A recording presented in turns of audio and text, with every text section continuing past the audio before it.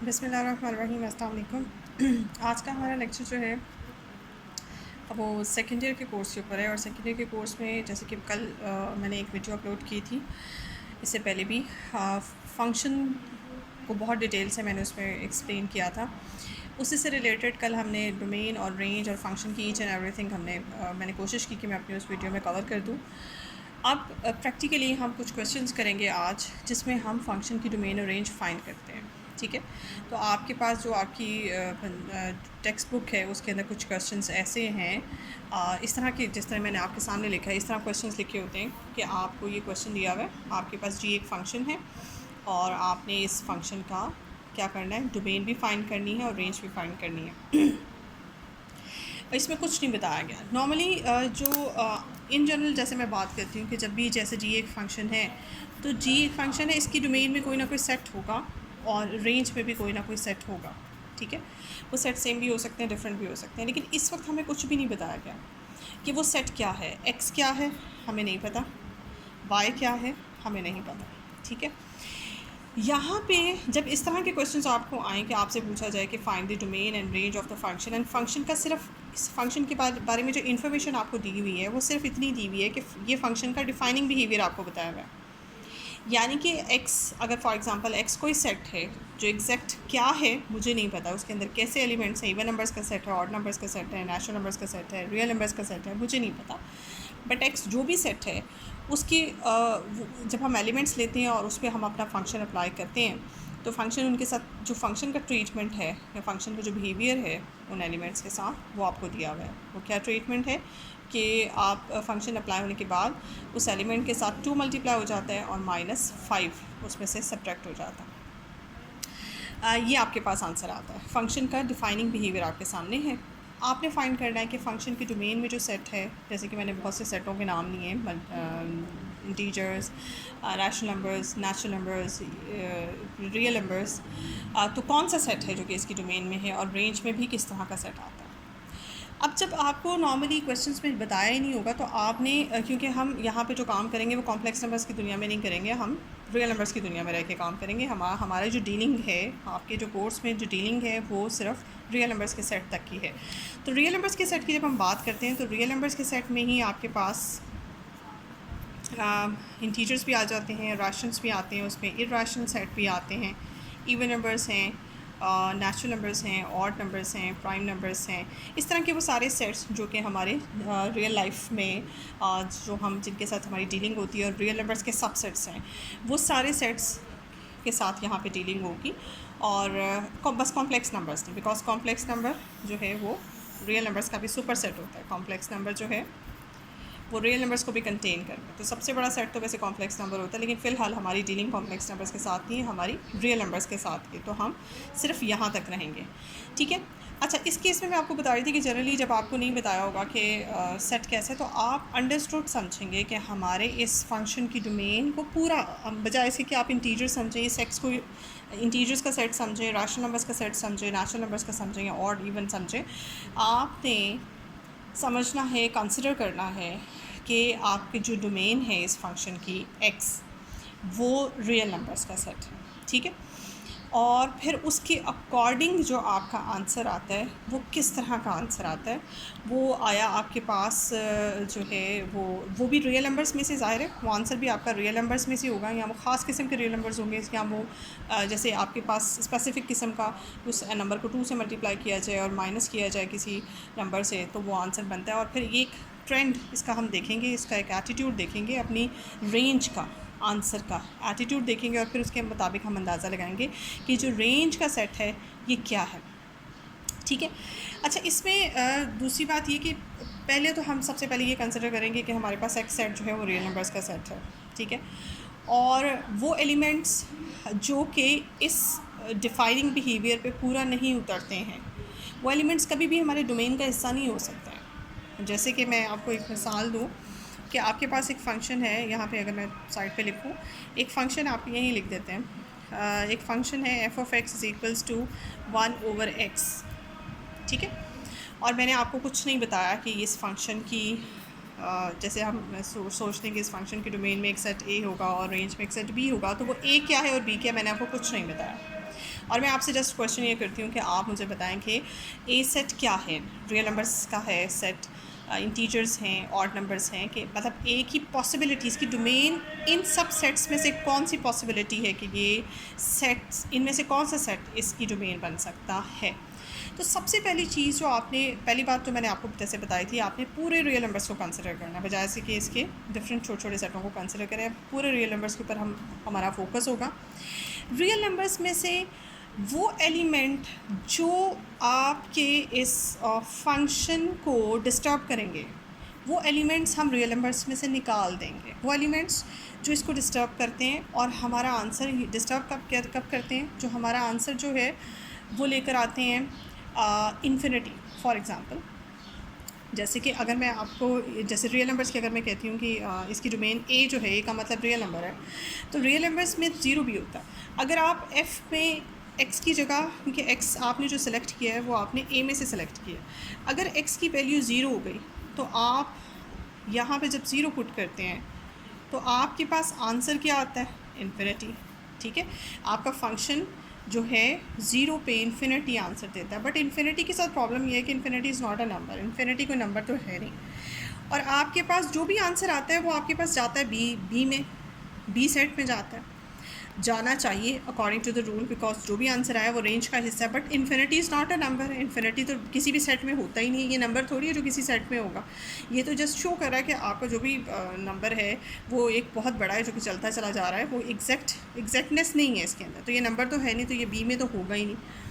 तो इसलिए वो सारे नंबर्स, रियल नंबर्स, हमारा फोकस रियल नंबर्स पे ही होगा, लेकिन रियल नंबर्स में से वो नंबर्स हम एलिमिनेट कर देंगे जो इस तरह से हमारे फंक्शंस को डिस्टर्ब करेंगे। डिस्टर्ब का मतलब यहाँ पे जैसे एक केस मैंने आपके सामने डिस्कस किया कि हमारे फंक्शन को इन्फिनिटी बना देंगे। ठीक है, हमारे फंक्शन, जब उन एलिमेंट्स पे हमारा फंक्शन अप्लाई होगा तो हमारे फंक्शन का आंसर जो है अप्लाई होने के बाद रेंज में इन्फिनिटी भी चला जाता है। ठीक है, तो वो नंबर्स हम इग्नोर कर देंगे। फॉर एग्ज़ाम्पल, अगर मैं इसमें बात करूँ, इस फंक्शन की बात करूं, तो इस फंक्शन की डोमेन अगर मैं आपसे पूछूं तो आपने फोकस रखना है रियल नंबर्स पे। रियल नंबर्स इसकी डोमेन है, लेकिन रियल नंबर्स में से वो नंबर्स जो प्रॉब्लम करेंगे फ्रैक्शन होने की वजह से। तो जब भी कभी आपके पास इस तरह से कोई भी फंक्शन फ्रैक्शन के बिहेवियर का फंक्शन आए तो आपने बहुत ज़्यादा उसमें फ़ोकस करना है। ये तो बहुत सीधा सा या सिंपल सा मैंने आपके सामने फंक्शन रखा है 1/x, इसमें साफ नज़र आ रहा है कि ज़ीरो पुट करने से डायरेक्ट आपके पास ये इन्फिनिटी बन जाएगा। तो मैं ज़ीरो को इग्नोर कर दूँगी, तो इसकी जो डोमेन की पॉसिबिलिटी आपके पास बनेगी वो रियल नंबर्स का पूरा सेट है एक्सेप्ट ज़ीरो, क्योंकि ज़ीरो मुझे प्रॉब्लम करेगा, ज़ीरो प्रॉब्लम कर रहा है। इसके अलावा आप चेक कर सकते हैं पूरे रियल नंबर्स में से कोई इसको डिस्टर्ब नहीं कर रहा। अब रियल नंबर्स का सेट जो है वो नंबर लाइन की फॉर्म में लिखा जाता है। ये माइनस इन्फिनिटी से प्लस इन्फिनिटी है, बीच में ज़ीरो है, यहाँ पे नेगेटिव नंबर्स होते हैं -2 एंड सो ऑन, यहाँ +1 +2 एंड सो ऑन। एंड एक चीज़ और बता दूँ कि नंबर लाइन से बहुत से बच्चे जो है वो वाकिफ़ नहीं होते। नंबर लाइन जो है इसको समझना बहुत ज़रूरी है, बिकॉज आप आर का जो रियल नंबर्स का सेट है वो रियल नंबर्स के सेट को इस तरह से ब्रैकेट की फॉर्म में नहीं लिख सकते हैं, बिकॉज ये इन्फिनिट होता है। और इसमें आप ये देख सकते हैं, इसको नंबर लाइन पे लिख सकते हैं। नंबर लाइन पे क्यों? क्योंकि 0 और 1 के दरमियान ये जो छोटा सा गैप आपको नज़र आ रहा है, बेसिकली ये छोटा सा गैप नहीं है, ये इन्फिनिट गैप है। इसके अंदर इन्फिनिट नंबर है और हर नंबर एक के बाद कौन सा दूसरा नंबर आ रहा है मैं आपको ये नहीं बता सकती। ठीक है, तो ये बताया नहीं जा सकता, इसलिए इसको सिर्फ नंबर लाइन पे रिप्रेजेंट किया जा सकता है। इसको आप इस तरह से ब्रैकेट्स की फॉर्म में नहीं लिख सकते। या इसका दूसरी रिप्रेजेंटेशन होती है रियल नंबर्स को लिखने की, कि रियल नंबर्स के सेट इस तरह से माइनस इन्फिनिटी से प्लस इन्फिनिटी, ये ओपन इंटरवल होता है, this is called the interval. या इंटरवल फॉर्म में लिखा जा सकता है या नंबर लाइन की फॉर्म में आप इसे लिख सकते हैं। सो अगर मैं इस वक्त आपसे डिस्कस करूं कि ये जो फंक्शन है मुझे इसकी डोमेन बताएं, तो इसकी डोमेन क्या होगी? पूरे रियल नंबर्स का सेट होगी एक्सेप्ट ज़ीरो। तो इसको लिखेंगे कैसे? इसकी डोमेन है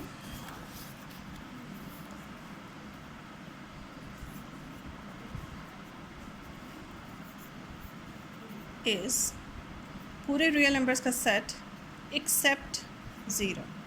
सिर्फ ज़ीरो को आपने माइनस कर देना है, बाकी जितना भी आपके पास रियल नंबर्स का सेट बचता है सिर्फ एक एलिमेंट इसमें प्रॉब्लम करता है, बाकी कोई प्रॉब्लम नहीं करता, इसलिए पूरे का पूरा रियल नंबर्स का सेट आपका वो है इसका डोमेन बनती है और वो प्रॉब्लम नहीं करता।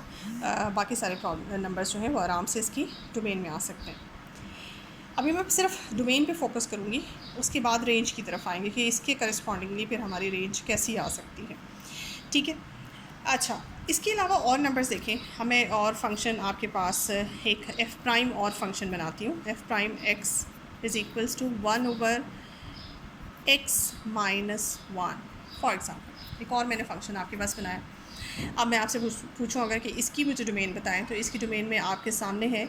अब देखें ज़ीरो हमेशा अगर आपके जहन में ये है कि जी जहाँ भी कहीं फ्रैक्शन वाला बिहेवियर होगा फंक्शन का तो वहाँ ज़ीरो ही हमेशा प्रॉब्लम करेगा, तो उस बात को आप यहाँ से क्लियर कर सकते हैं कि हमेशा ज़ीरो ही प्रॉब्लम नहीं करेगा। कोई भी नंबर जो ज़ीरो उस फ्रैक्शन को बना रहा है, जो उस फ्रैक्शन को इन्फिनिटी बना रहा है, यानी कि डिनोमिनेटर में ज़ीरो ला रहा है, आपने उस नंबर को अवॉइड करना है। अब जैसे तमाम रियल नंबर्स यहाँ पुट करने से मुझे प्रॉब्लम नहीं है सिवाय 1 के। अगर x को मैं 1 पुट करती हूँ तो मुझे यहाँ पे डिनोमिनेटर में ज़ीरो बनता है, और फिर ज़ीरो की वजह से मेरे पास इन्फिनिटी बन जाता है। इन्फिनिटी बनने की वजह से ये मेरे पास एक्सेप्शन, वो हमारी रूटीन से ये डिस्टर्ब हो जाता है। उसकी वजह से 1 जो है मैं फिर कहूँगी कि मेरे इस फंक्शन की डोमेन का हिस्सा नहीं है। पूरी की पूरी जो आप कह सकते हैं रियल नंबर्स के सेट, पूरा का पूरा रियल नंबर्स का सेट इसका हिस्सा, इसकी डोमेन बन सकता है सिवाय 1 के।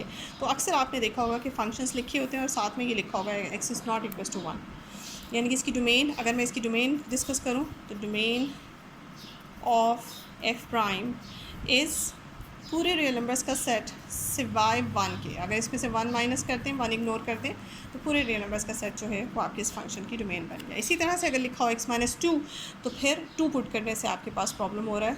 इसी तरह से x माइनस 3, और इसी तरह से अगर आपके पास ये और भी पॉसिबिलिटीज़ आ सकती हैं, जैसे कि आपके पास एक और फंक्शन है f double x is equals to 1/2x plus 3।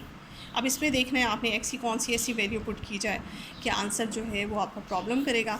तो उसमें आप देख सकते हैं कि x की वैल्यू अगर आप पुट करते हैं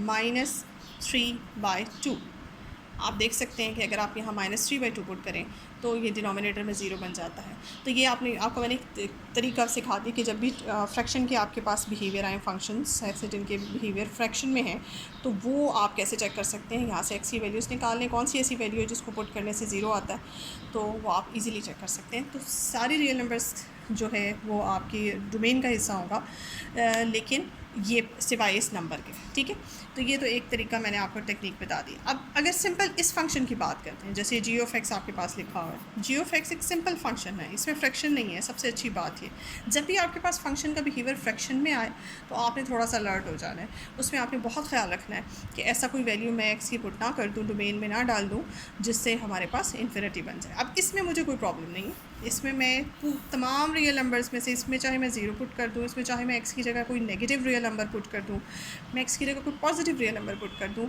इसका आंसर कभी भी किसी सूरत भी इन्फिनिटी नहीं हो सकता। ठीक है, इसका आंसर चूँकि पूरे रियल नंबर्स भी इन्फिनिटी नहीं हो सकते, इसलिए जब आप इसकी डोमेन की बात करते हैं तो इसकी डोमेन जो है वो पूरे का पूरा रियल नंबर्स का सेट है, इसलिए ये कोई प्रॉब्लम नहीं करता। दूसरी प्रॉब्लम कब आ सकती है, किस तरह की प्रॉब्लम होती है? एक तो प्रॉब्लम इस तरह की होती है कि आपके पास इन्फिनिटी आ जाए फंक्शन के, वो ऐसी वैल्यू डोमेन की जो आपको आंसर में इन्फिनिटी दे रही हो। दूसरी वैल्यू वो होती है जो कि हमारा फोकस यहाँ पे रियल नंबर्स के ऊपर है, हमारी डोमेन और रेंज हम रियल नंबर्स तक उसको बाउंड कर रहे हैं कि हमारी डोमेन और रेंज रियल नंबर्स के अंदर ही रहे, और कॉम्प्लेक्स नंबर्स की हम बात नहीं कर रहे। तो ऐसे नंबर्स को भी हम अवॉइड करेंगे जो हमें आंसर में आयोटा देते हैं, यानी कि वो कॉम्प्लेक्स नंबर्स में रेंज का आंसर जो है वो कॉम्प्लेक्स नंबर्स में अगर चला जाए, तो हमने यहाँ पे अपनी डोमेन और अपनी रेंज को सिर्फ रियल नंबर्स तक बाउंड किया हुआ है। हम कॉम्प्लेक्स नंबर्स की बात नहीं करें, क्योंकि इस वक्त बात हो रही है आपके कोर्स की। तो आपके कोर्स में जब भी कभी आपका फंक्शन कोई इस तरह का है, फॉर एग्ज़ाम्पल जैसे कि मैं आपको मिसाल दूँ, आपके पास f1 एक फंक्शन है जो इस तरह से डिफ़ाइन है, जैसे कि 4 - x स्क्वायर रूट के साथ। ठीक है, तो जब भी आपके पास फंक्शन स्क्वायर रूट के साथ आएंगे उसमें भी आपने बहुत ख्याल रखना है क्योंकि देखें एक्स की कुछ वैल्यूज़ ऐसी हैं जिसको मैं पुट करूँगी, रियल नंबर्स ही हमने टारगेट रखा हुआ है, रियल नंबर्स में से कुछ ऐसे रियल नंबर्स हैं जो मैं यहाँ पुट करूँगी तो आंसर मेरे पास नेगेटिव आएगा। मिसाल के तौर पे अगर आप 4 पुट करते हैं तो आंसर तो 0 आता है। और चूँकि फ्रैक्शन नहीं है इसमें दो एक प्रॉब्लम तो नहीं है कि फ्रैक्शन तो नहीं है, न्यूमरेटर में आपका सारा जो टर्म है वो पड़ी हुई है। लेकिन अगर आप इसमें एक्स की वैल्यू 5 पुट करते हैं, मतलब 4 से कोई बड़ी वैल्यू पुट करते हैं, जस्ट बड़ी रियल नंबर 5 पुट कर लें, 5.1 पुट कर लें, 4.1 पुट कर लें, तो आपके पास इस स्क्वायर रूट के अंदर नेगेटिव बन जाता है। और नेगेटिव होने की वजह से स्क्वायर रूट के अंदर आपके पास आंसर में आयोटा के आने के चांसेस होते हैं। तो इस चांस से बचने के लिए आपको फिर बाउंड करना पड़ता है, क्योंकि आपने अपने आप को अपने इस कोर्स को रियल नंबर्स के अंदर बाउंड किया हुआ है। तो आप फिर उन वैल्यूज़ को एक्स की उन वैल्यूज़ को रियल नंबर्स की अवॉइड करते हैं जो आपको ओवरऑल आंसर जो है वो आयोटा में दे रहे हैं। तो इसमें अगर मैं कहूँ, ये देखिए अगर नंबर लाइन के ऊपर बात की जाए, ये 0 है और ये 4 है, अगर तो 4 से बड़े जितने भी नंबर्स हैं पॉजिटिव नंबर्स हैं, ऑब्वियसली मैं जब यहाँ पुट करूँगी तो मेरे पास आंसर जो है वो नेगेटिव आएगा। तो और 0 पुट करने से कोई प्रॉब्लम नहीं आता। 4 से लेस नंबर्स जैसे कि 3 है, जैसे कि 2 है, जैसे कि 1 है, पुट करने से कोई प्रॉब्लम नहीं आता। 0 पुट करने से कोई प्रॉब्लम नहीं आता। -1 पुट करने से या -2 पुट करने से या कोई भी नेगेटिव नंबर पुट करने से भी कोई प्रॉब्लम नहीं आता। वो आप चेक कर सकते हैं। वो कैसे चेक कर सकते हैं? क्योंकि आप जब भी x की जगह कोई नेगेटिव नंबर पुट करेंगे वो नेगेटिव इस नेगेटिव के साथ मल्टीप्लाई होकर पॉजिटिव हो जाएगा। तो नेगेटिव नंबर चाहे वो 4 से छोटे हों, 4 से बड़े हों, वो तो हमें किसी सूरत भी प्रॉब्लम नहीं कर रहे। तो नेगेटिव नंबर्स की तरफ से तो आप बिल्कुल बेफिक्र हो जाइए। सारा हिस्सा हमारी रेंज का, ये लेफ़्ट हैंड साइड जो है 0 की, ये हमारी रेंज डोमेन का हिस्सा है। इसी तरह से ये सारे नंबर्स भी कोई प्रॉब्लम नहीं करते जो 4 से छोटे हैं, इंक्लूडिंग 4, ठीक है जी। लेकिन जो नंबर्स जस्ट 4 से बड़े हैं वो सारे नंबर्स जो हैं वो हमें प्रॉब्लम कर रहे हैं। वो क्यों प्रॉब्लम कर रहे हैं? क्योंकि आंसर में आयोटा आता है। तो अगर मैं आपसे इस वक्त पूछूं कि हमारी डोमेन क्या है, तो डोमेन में पूरे रियल नंबर्स का सेट है एक्सेप्ट वो नंबर जो कि 4 से ग्रेटर हैं, ठीक है। अब जैसे कि मैंने आपसे कहा कि रियल नंबर्स का सेट जो है उसको लिखने का एक तो नंबर लाइन के थ्रू आप उसे रिप्रेजेंट कर सकते हैं। दूसरा रिप्रेजेंट करने का तरीका ये है कि -∞ से +∞, -∞ से +∞ तक का जो इंटरवल है वो ये नंबर लाइन को रिप्रेजेंट करता है। ऐसे भी रियल नंबर्स के सेट को लिखा जा सकता है। लेकिन अगर सिर्फ इतने पोर्शन को अपने डोमेन में लिखना हो तो इस फंक्शन की जो डोमेन बनेगी हमारे पास वो बनेगी -∞ से +4 तक, -∞ से +4 तक, और +4 जो है वो हमारे आंसर का हिस्सा है। अच्छा, इंटरवल्स के ऊपर थोड़ी सी बात चल पड़ी है, तो आपके कोर्स में शायद आप इंटरवल से इतना वाकिफ़ ना हो। इंटरवल्स 2-3 तरह के होते हैं। अगर इस तरह की ब्रैकेट्स हों और आप ऐसे 2 नंबर्स लिखे हों A और B, this is called the open interval. And अगर ब्रैकेट्स आपकी इस तरह की हो तो this is called the closed interval.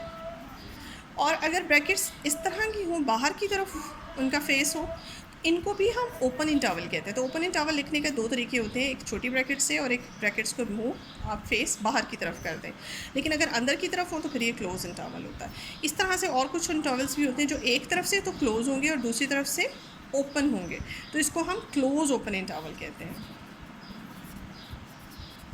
और इसी तरह से open closed interval, open closed interval, ठीक है जी। तो ये इंटरवल्स होते हैं। और ये बात याद रखिएगा, जिस नंबर की तरफ से आपका इंटरवल जो है वो ओपन होता है, इसका मतलब है वो नंबर उस इंटरवल का हिस्सा इस वक्त नहीं है। यानी कि ए से बी का मतलब ये है, मैं इसे अगर इस तरह से ड्रॉ करूँ, अगर ये ए है आपके पास नंबर लाइन पे और ये बी है, जैसे ये 2 है और ये 4 है, और मैं आपको एक इंटरवल बनाऊँ 2 से 4 तक का ओपन इंटरवल, तो इसका मतलब ये होगा कि 2 और 4 तो शामिल नहीं है, बट इनके दरमियान की जितनी चीज़ है, जो भी नंबर्स इनके दरमियान आ रहे हैं, चाहे वो इन्फिनिट नंबर्स हैं, वो सब के सब शामिल हैं, लेकिन इन्हें कहते हैं boundary points of the interval. Interval की बाउंड्रीज उसका हिस्सा नहीं है, लेकिन बीच के जितने भी नंबर्स हैं वो सारे इंक्लूडेड हैं, ठीक है। और अगर इंटरवल्स क्लोज हो जाएं तो फिर इसका मतलब है बाउंड्रीज़ भी इंक्लूडेड हैं, और बाउंड्रीज़ के दरमियान 2 और 4 के दरमियान जितनी भी नंबर्स हैं वो सारे भी इंक्लूडेड हैं। एक चीज़ ये, और दूसरी बात ये, इन्फिनिटी जब भी आपके पास one end of the interval के किसी एक एंड पे अगर इन्फिनिटी लिखी हो तो इन्फिनिटी की तरफ से हमेशा इंटरवल आपका ओपन होता है, चाहे वो +∞ हो चाहे -∞, because infinity is not a number, ठीक है जी। तो अब इसका मतलब क्या है कि इसकी डोमेन है 4 से लेफ़्ट पे माइनस इन्फिनिटी से 4 तक। माइनस इन्फिनिटी की तरफ से वैसे ही आपका इंटरवल ओपन रहेगा और 4 भी इंक्लूडेड है, क्योंकि 4 पे पुट करने से भी कोई प्रॉब्लम नहीं होता, लेकिन 4 से जस्ट आगे प्रॉब्लम है, तो 4 तक मैंने बंद कर दिया अपना इंटरवल और 4 भी इंक्लूडेड है। अगर 4 प्रॉब्लम कर रहा होता तो फिर मैं 4 की तरफ से इंटरवल अपना ओपन रखती कि 4 शामिल नहीं है, बट 4 से जस्ट पहले के नंबर्स शामिल हैं।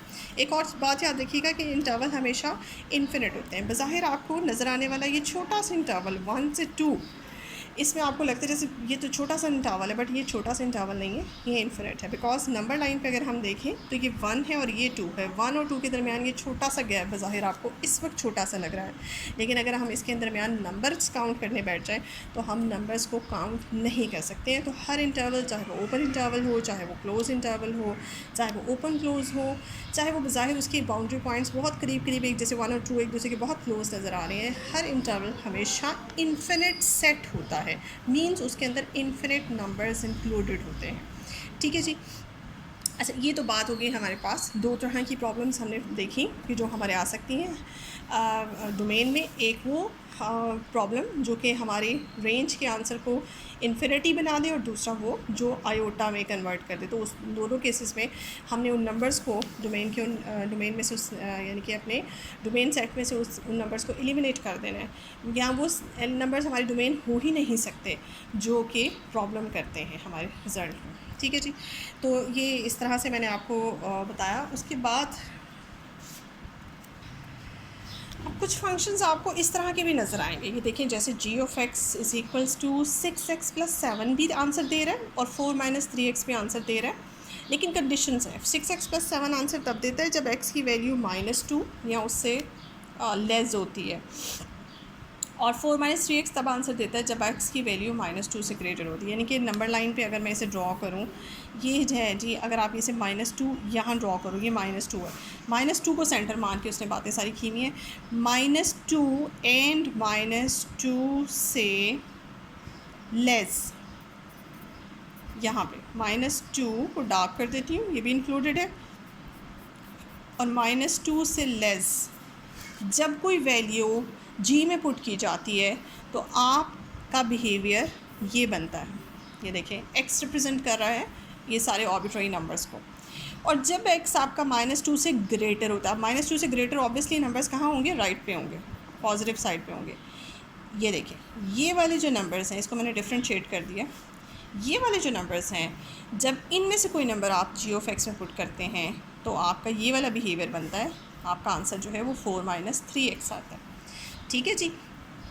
इसको कहते हैं डबल बिहेवियर का फंक्शन। आपके पास समटाइम्स डबल भी होता है, ट्रिपल भी होता है, 4 बिहेवियर का फंक्शन भी एट अ टाइम आपके पास एक ही फंक्शन के मुख्तलिफ बिहेवियर्स होते हैं, लेकिन मुख्तलिफ वैल्यूज़ पे। देखिए, इतने पोर्शन पे फंक्शन का बिहेवियर कुछ और है और इतने पोर्शन पे फंक्शन का बिहेवियर कुछ और है। ये 3 हिस्से भी हो सकते हैं, ये 4 हिस्से भी हो सकते हैं, 4 बिहेवियर्स भी हो सकते हैं और उससे भी ज़्यादा हो सकते हैं। तो इस तरह से ये डबल बिहेवियर का फंक्शन, डबल बिहेवियर या ट्रिपल बिहेवियर या इससे ज़्यादा बिहेवियर के जो मल्टीपल बिहेवियर के फंक्शंस होते हैं, उनका फ़ायदा ये होता है कि अक्सर उनके साथ इस तरह की x की वेरिएशन ज़रूर लिखी होती है। उनके साथ बताया जाता है कि जब आपका फंक्शन ये बिहेवियर शो कर रहा है तब आपका x की वेरिएशन यहाँ से यहाँ तक है, और जब आपका फंक्शन ये बिहेवियर शो कर रहा है तो आपके x की वेरिएशन यहाँ से यहाँ तक है। ना व्हाट इज़ x? भाई x वो नंबर है जिस पे आपका g अप्लाई हो रहा है, और g हमेशा फंक्शन हमेशा डोमेन के एलिमेंट पे अप्लाई होता है। x बेसिकली आपका डोमेन है। तो अगर आपके पास इस तरह से है तो ये आपकी डोमेन से मैं x सेलेक्ट कर रही हूँ। डोमेन इस वक्त हमने क्या कंसिडर, ओवरऑल कंसिडर की हुई है रियल नंबर्स का सेट। अब इस तरह के फंक्शन की एक अच्छी बात ये होती है कि ये जो वेरिएशन x की दी होती है, यही वेरिएशन आपकी डोमेन को शो कर रही होती है। आपको इस डोमेन के ऊपर इतनी सर्च करने की ज़रूरत नहीं है। इस तरह से नंबर लाइन बनाएं, आप इसको देखें कि -2 ड्रॉ करें, -2 भी इंक्लूडेड है, -2 पे ये आंसर देता है और -2 से लेस नंबर्स पे ये आंसर देता है, कहीं प्रॉब्लम नहीं हो रहा। ठीक है, और -2 से बड़े नंबर्स जितने भी हैं उन सब के ऊपर सेकंड बिहेवियर है। इसका मतलब है ये जिनको मैंने शेड किया है, -2 भी शामिल है और लेफ़्ट शेडेड पोर्शन भी शामिल है और राइट शेडेड पोर्शन भी शामिल है। ये तो पूरी नंबर लाइन बन गई। तो ये डोमेन की इन वैल्यूज़ को, जिन वैल्यूज़ पे ये बिहेवियर दे रहा है, उन सब वैल्यूज़ को आप सम अप कर लें और सम अप करने के बाद आप फाइनल जो अपना रिज़ल्ट है सेट का वो देखिए कि कितने एलिमेंट्स बन रहे हैं। ये तो पूरे के पूरे नंबर लाइन बन गई। इसका मतलब ये हुआ कि इस केस में आपके जो फंक्शन जी है उसकी जो डोमेन बनती है वो पूरे का पूरा रियल नंबर्स का सेट है। ठीक है जी। तो इस तरह से डबल बिहेवियर का फंक्शन भी आपको आ सकता है, ट्रिपल बिहेवियर का फंक्शन भी आ सकता है। उसकी खासियत ये होगी कि यही जो इन्फॉर्मेशन साइट पे लिखी होती है यही उसकी डोमेन की इन्फॉर्मेशन होती है और आपको उसके लिए ज़्यादा सर खपाई करने की ज़रूरत नहीं है।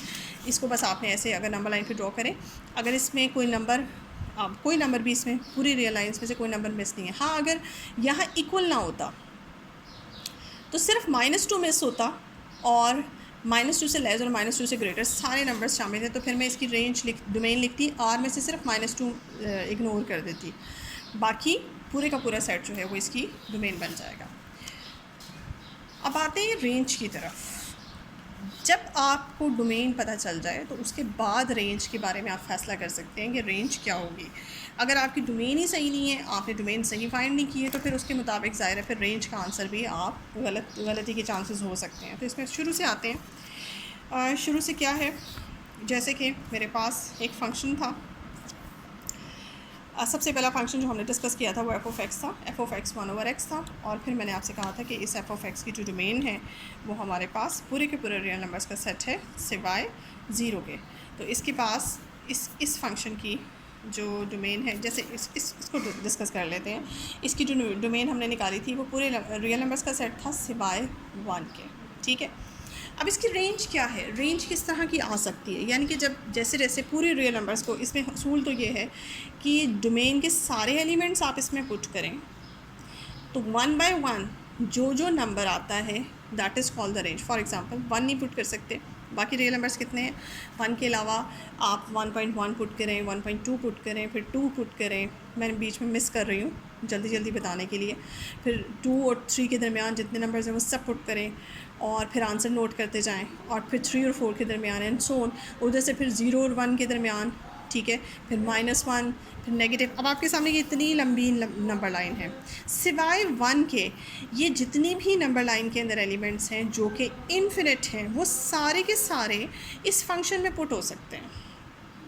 आपने खुद ही कहा कि पूरी की पूरी रियल लाइन पुट हो सकती है सिवाय 1 के। अब जब इन्फिनिट नंबर पुट हो सकते हैं, उन सब नंबर्स को पुट करें और पुट करने के बाद आप मुझे आंसर बताते जाएं कि जी 0 पुट करने से, जैसे मिसाल के तौर पे इसके अंदर आंसर आता है -1, x को 2 पुट करने से आंसर आता है 1, x को 3 पुट करने से आंसर आता है 1/2। ये सारे नंबर्स लिखते जाएं और उन्हें कलेक्ट करें, और फिर कलेक्ट करने के बाद फिर आपके पास जो फाइनल सेट बन के आएगा वो सेट आपकी रेंज होगा इस फंक्शन की। अब यहाँ पे सवाल ये पैदा होता है, ये तो r हमारे पास r माइनस सिर्फ एक नंबर अगर इग्नोर भी कर दें तो r जो है वो इन्फिनिट ही रहता है। इतना इन्फिनिट सेट जो है हम कैसे पुट करें, ना हमारे पास इतना टाइम है, ना ही ये पॉसिबल बात है कि इन्फिनिट नंबर्स पुट करें, उनके आंसर्स निकालें और उन आंसर्स को नोट करें और फिर अपनी रेंज का आंसर दें। तो ये बात याद रखिएगा कि देखें, आपके पास आप पूरी रेंज के आंसर, पूरी रियल नंबर्स के आंसर जब आप इसमें पुट करते हैं, जब आप मिसाल के तौर पे इसमें पॉजिटिव नंबर्स भी हैं, रियल नंबर्स में नेगेटिव नंबर्स भी हैं, आप इस पर पॉजिटिव भी पुट करते हैं, आप इस पर नेगेटिव भी पुट करते हैं, तो आपके पास कुछ टर्म पे आंसर जो है वो पॉजिटिव आएगा और कुछ टर्म्स पे आंसर नेगेटिव आएगा। और ओवरऑल आप इसका तरीक़ेकार आप ये रख लें। फॉर एग्जांपल कोई एक पॉजिटिव वैल्यू इसके अंदर पुट करके देखें, कोई एक नेगेटिव वैल्यू इसके अंदर पुट करके देखें और 0 पुट करके देखें। जो मेरी टेक्निक होती है वो मैं यूँ ही करती हूँ कि इसके अंदर अगर आप 0 पुट करके देखें, जैसे 0 सिवाय वो नंबर जो प्रॉब्लम कर रहा है उसको छोड़ दें, एक 0 पुट करके देखें, एक आप नेगेटिव नंबर पुट करके देखें, एक आप पॉजिटिव नंबर पुट करके देखें। तो जनरली मैं आपको बताऊं, जब आप यहाँ पे x की जगह कोई नेगेटिव नंबर पुट करेंगे तो आंसर आपके पास आएगा तो फ्रैक्शन में, लेकिन आंसर आपके पास आएगा नेगेटिव। ठीक है जी, नेगेटिव रियल नंबर आएगा। उसके बाद जब आप यहाँ पे कोई पॉजिटिव नंबर पुट करते हैं तो पॉजिटिव नंबर जो है अगर तो वो -1 से लेस है तो फिर वो आंसर आपको अगेन नेगेटिव देगा, लेकिन अगर आपके पास वो नंबर 1 से बड़ा है तो फिर आपके पास ये पॉजिटिव आंसर्स आएंगे, पॉजिटिव रियल नंबर्स आंसर आएंगे। इसका मतलब है आपके पास ये जो रेंज है वो आपके पास उसके अंदर पॉजिटिव रियल नंबर्स भी इंक्लूडेड हैं, उसके अंदर नेगेटिव रियल नंबर्स भी इंक्लूडेड हैं। अब 2 चीज़ें हो गई, क्या आपकी रेंज, क्योंकि आपका जो रियल नंबर्स का सेट है, क्योंकि हमने रेंज को भी, जैसे हम जब डोमेन सेलेक्ट कर रहे थे तो हमारा फोकस टोटल जो था वो रियल नंबर्स के सेट के ऊपर था। बस रियल नंबर्स में से वो एलिमेंट्स हमने माइनस कर दिए या डिलीट कर दिए जो प्रॉब्लम कर रहे थे। बिल्कुल इसी तरह से रेंज फाइंड आउट करते हुए भी मेरा फोकस जो है वो टोटल रियल नंबर्स के सेट को है। तो रियल नंबर्स 3 हिस्सों में डिस्ट्रीब्यूट होता है। एक होता है आपका ज़ीरो, एक होता है नेगेटिव उसका पोर्शन, एक होता है पॉजिटिव पोर्शन। ज़ीरो जो है वो नेगेटिव और पॉजिटिव को पॉजिटिव नंबर्स को बीच में एक हिंड्रेंस होती है, एक दीवार होती है। तो आप ये देखिए, आपके पास आपने कुछ नेगेटिव नंबर्स पुट करने से तो ओवरऑल इसका answer negative real numbers, positive put करने से पॉजिटिव भी आ सकता है, नेगेटिव भी आ सकता है। क्या किसी केस में इस फ्रैक्शन का आंसर ज़ीरो आ सकता है? इस फ्रैक्शन का आंसर ज़ीरो तब आएगा, किसी भी फ्रैक्शन का आंसर ज़ीरो तब आता है जब उसका न्यूमरेटर ज़ीरो हो। लेकिन न्यूमरेटर तो यहाँ पे 1 है, वो तो किसी सूरत में ज़ीरो ही नहीं हो सकता। तो आप यहाँ पे नोट करें कि आपके पास आंसर में तमाम पॉजिटिव नंबर्स आएंगे, रियल नंबर्स आने के चांसेस हैं, तमाम नेगेटिव रियल नंबर्स आने के चांसेस हैं, नहीं आने के चांसेस तो सिर्फ ज़ीरो नहीं आ सकता। ठीक है, तो ये प्रैक्टिस है। रेंज जो है वो बहुत ज़्यादा प्रैक्टिस मांगती है। डोमेन तो बहुत आराम से आप कर सकते हैं क्योंकि आपके सामने लिखा होता है। रेंज जो है वो आपके सामने इतनी उसको विजुलाइज़ करना बहुत मुश्किल होता है, क्योंकि पहले तो आपने डोमेन को विजुलाइज़ करना है, उसके बाद उसको देख के और फिर रेंज को विजुलाइज़ करना है, वो ज़्यादा मुश्किल होती है। तो डोमेन अगर आपकी क्लियर हो गई है तो फिर रेंज भी इंशाल्लाह कोई मुश्किल नहीं होगा। तो आप ये देख रहे हैं कि जैसे फ्रैक्शन के केस में, मतलब एक ट्रिक ही है, आप इसमें देख सकते हैं कि जैसे फ्रैक्शन की जितनी भी आपके पास बिहेवियर वाले फंक्शंस होंगे उनमें कभी भी आपके पास ज़ीरो नहीं बन सकता। जैसे ये फ्रैक्शन वाला है, आपके पास जो है ज़ीरो नहीं बन सकता, ओवरऑल इसका आंसर ज़ीरो नहीं आ सकता है। ठीक है, क्यों? क्योंकि ज़ीरो होने के लिए किसी फ्रैक्शन को न्यूमरेटर में ज़ीरो चाहिए होता है और न्यूमरेटर में ज़ीरो होना नहीं। तो आप ये कह सकते हैं इन जनरल, क्योंकि हमने एक एक काम तो एक एक नंबर को पुट करके तो काम नहीं करना, हमने तो इन जनरल पुट करना है। इन जनरल हम ये देखते हैं कि इसका आंसर नेगेटिव रियल नंबर्स में भी आता है, पॉजिटिव रियल नंबर्स में भी आता है, लेकिन नहीं आता तो आंसर में सिर्फ रेंज में ज़ीरो नहीं आता। तो इसकी रेंज अगर मैं डिस्कस करूँ तो रेंज इसकी बनती है जी, पूरे रियल नंबर्स का सेट है सिवाय ज़ीरो के। ठीक है, इस तरह से। इसके बाद सेम केस यहाँ पे है आपके पास, इसमें भी आप 1 बाय 1 मुख्तलिफ रियल नंबर्स पुट करते हैं। ये आपके पास इसकी डोमेन लिखी हुई है, ये इसकी डोमेन है, सारे रियल नंबर्स का सेट है। इसकी डोमेन लिखी हुई सारे रियल नंबर्स का सेट है और इसकी डोमेन जो है वो सारे रियल नंबर्स का सेट है सिवाय इस नंबर के। ठीक है, तो आर में से इसकी जो डोमेन बनती है वो आर -3/2 बनती है। कि आर में से अगर -3/2 अगर आप निकाल दें तो वो इसकी डोमेन बनती है। उसके करस्पॉन्डिंगली इसकी रेंज में भी ऑल पॉसिबल नंबर्स आ सकते हैं, क्योंकि आप देख सकते हैं नेगेटिव भी आएंगे, एक्स की वैल्यू नेगेटिव पुट करने से नेगेटिव आंसर्स भी आएंगे, पॉजिटिव आंसर्स भी आएंगे, फ्रैक्शंस भी आएंगी, इंटीजर्स भी आएंगे, और नीचे फ्रैक्शन कैंसिल आउट होके आपके पास जो है वो आप मतलब आप उसे काउंट करना चाहें तो कुछ नंबर्स के ऊपर काउंट भी कर सकते हैं। तो ऑल पॉसिबल रियल नंबर्स आने के चांसेस हैं सिवाय आपके ज़ीरो के। तो आप इसकी जब रेंज लिखेंगे तो रेंज में आपके पास पूरी रियल नंबर्स का सेट है सिवाय ज़ीरो के। बिल्कुल वैसे ही इम्पैक्ट है जैसे कि ऊपर था। इसकी जब हम बात करते हैं, इस फंक्शन की बात करते हैं, ये फंक्शन बहुत सिंपल सा, इसकी डोमेन पूरे के पूरा रियल नंबर्स का सेट बन गया था। इसकी रेंज में क्या हो सकता है? देखिए, आप डोमेन में आप ज़ीरो भी पुट कर सकते हैं, डोमेन में आप नेगेटिव नंबर्स भी पुट कर सकते हैं, क्योंकि आपने कहा पूरे रियल नंबर्स का सेट है। डोमेन में आप नेगेटिव नंबर्स भी पुट कर सकते हैं। अगर आप ज़ीरो पुट करते हैं मिसाल के तौर पे तो आपके पास आंसर -5 आता है, यानी कि एक नेगेटिव आंसर आता है। अगर आप इसको एक्स को कोई पॉजिटिव नंबर पुट करते हैं और वो पॉजिटिव नंबर 2 से मल्टीप्लाई होने के बाद अगर 5 से ग्रेटर हो जाता है तो फिर ओवरऑल आंसर पॉजिटिव। लेकिन अगर आप एक्स की जगह कोई नेगेटिव पुट करते हैं नंबर तो फिर वो इस नेगेटिव के साथ मिलके ओवरऑल आपके पास आंसर जो है वो नेगेटिव देता है। और एक्स की कोई फ्रैक्शन पुट करेंगे तो आंसर आपके पास फ्रैक्शन में भी आने के चांसेस हैं। यानी कि मुझे इम्पैक्ट ये लग रहा है, अगर एक्स की जगह मैं यहाँ पे 5/2 पुट कर लूँ तो 5/2 के बाद ये आंसर ज़ीरो भी देगा। ठीक है, तो इसका मतलब है कि आपके पास तमाम पॉसिबल रियल नंबर्स पुट करने के बाद आंसर में भी तकरीबन तमाम पॉसिबल रियल नंबर्स आ रहे हैं। ठीक है, तो ये एक जनरल व्यू था। इसकी डोमेन भी रियल नंबर्स हैं और इसकी रेंज भी रियल नंबर्स का ही सेट है। उसके बाद ये वाला सेट फंक्शन कंसिडर करते हैं। इस फंक्शन में जैसे कि आपने देखा कि आपने डोमेन को बाउंड किया, आपकी डोमेन जो थी वो -∞ से 4 है। अब -∞ से 4 तक के जितने भी नंबर्स हैं वो इसमें पुट करें और रिज़ल्ट देखें कि किस तरह का रिज़ल्ट हमारे पास आता है। ठीक है, वो जो रिज़ल्ट आएगा that is called the range of this function. अब इसको ज़रा सा गौर से हम अलग से निकाल के करते हैं 4 माइनस एक्स स्क्वायर को। जैसे कि आपके पास है फंक्शन f1x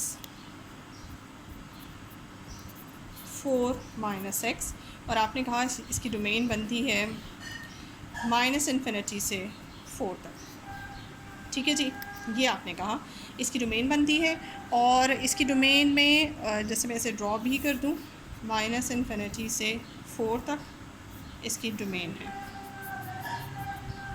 बाकी सारे नंबर्स नेगेटिव दे रहे थे, इसलिए हमने उन्हें इग्नोर किया। अब इन्हीं नंबर्स को पुट करने से आपके पास आंसर क्या आता है? आपके पास जो आंसर आता है वो आंसर्स आपने कलेक्ट करने हैं और वही रेंज बनेगा। अब जैसे 4 पुट करने से आपके पास आंसर 0, बाउंड्री पॉइंट्स पुट करने से आप देख लें 4 पुट करने से आपके पास आंसर आता है 0, ठीक है। और 4 से इधर लेफ़्ट पे जितने भी नंबर्स हैं, जैसे कि 4 से नीचे है 3, जब आप 3 पुट करते हैं तो आपके पास आंसर आता है 1। और 4 और 3 के दरमियान जो नंबर्स हैं वो डेसिमल नंबर्स हैं, वो पुट करने से आपके पास डेसिमल में आंसर आएगा, लेकिन पॉजिटिव आएगा। अंडर रूट स्क्वायर रूट के अंदर आपके पास आंसर आएगा पॉजिटिव, ठीक है। स्क्वायर रूट के अंदर पॉजिटिव आंसर आएगा, और फिर ओवरऑल भी स्क्वायर रूट जो है वो आपके पास पॉजिटिव आंसर देगा।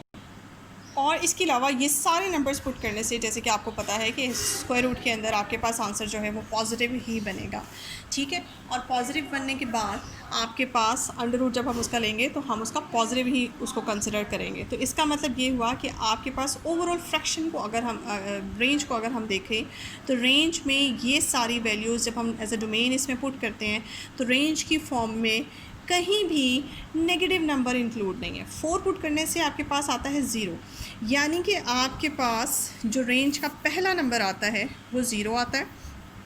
0 के बाद अगर आप 4 पुट करते हैं तो 0 आता है, उसके बाद आप 3 पुट करते हैं तो आपके पास 1 आता है। आपने देखा आप इस तरफ मूव करने लगे।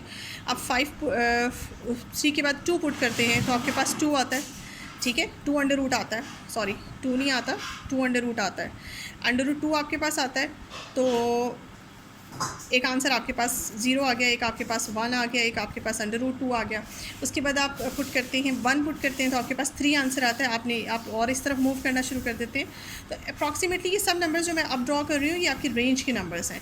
तो आपने ये चीज़ देखी कि आपके पास जैसे जैसे आप ये नंबर्स जिसको मैंने शेड किया है, ये नंबर्स 1 बाय 1 इसमें पुट करना शुरू करते हैं तो आपके पास आपकी मूवमेंट 0 से स्टार्ट होती है और पॉजिटिव नंबर्स बढ़ते चले जाते हैं।